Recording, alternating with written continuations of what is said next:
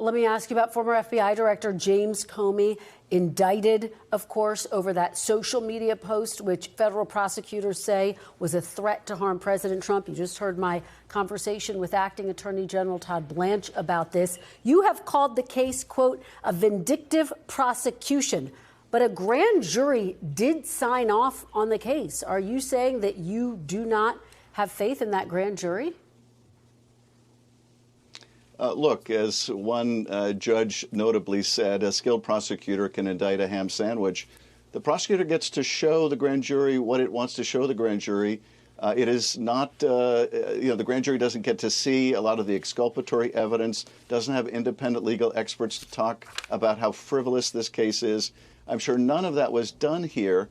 And look, the only facts that distinguish this case from those people buying things on Amazon or posting things on Amazon is not any particular facts that are not visible to the public. It's the fact that James Comey is a political opponent of the president's. It's the fact the president has called upon him for prosecution.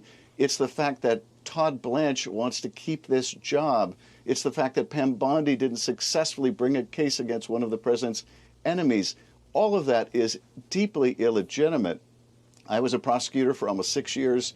I never saw such a weak case. And I think, Kristen, in the future, in the Department of Justice, if anyone ever suggests bringing a case this weak, there'll be a new name for it. They'll be called Seashells cases. Are you telling me we should bring another Seashells case? I think this case is likely to be thrown out even before it goes to a jury. It will absolutely be thrown out by the jury. But the fact that we're spending time on a Seashells case and the top leadership of the Justice Department is so focused on it means they're not focused on violent crime cases. They're not focused on rape cases and child trafficking. They're focused, on James Comey and Seashells. And it's the American public that suffers. As you know, and as I just read, your name was on that list. Are you concerned, Senator, that you could be next? I'm not concerned in the sense that if they bring a case against me, it'll suffer the same fate as this one is likely to suffer. But what I am concerned about is, all that is lost in the Justice Department, a department that, I loved and venerated my time there. We now have scores of seasoned prosecutors who are leaving by the hundreds, by the thousands, who are asked to do unethical things and, properly are saying no.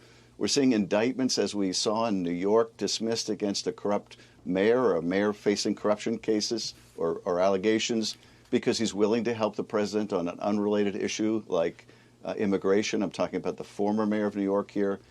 These kind of abuses mean that the department isn't going after oil companies that are price gouging. It's not going after companies that are abusing consumers. It's not protecting us from monopolistic conduct in the market.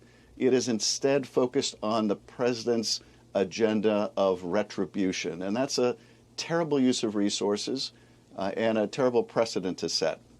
We thank you for watching. And remember, stay updated on breaking news and top stories on the NBC News app or watch live on our YouTube channel.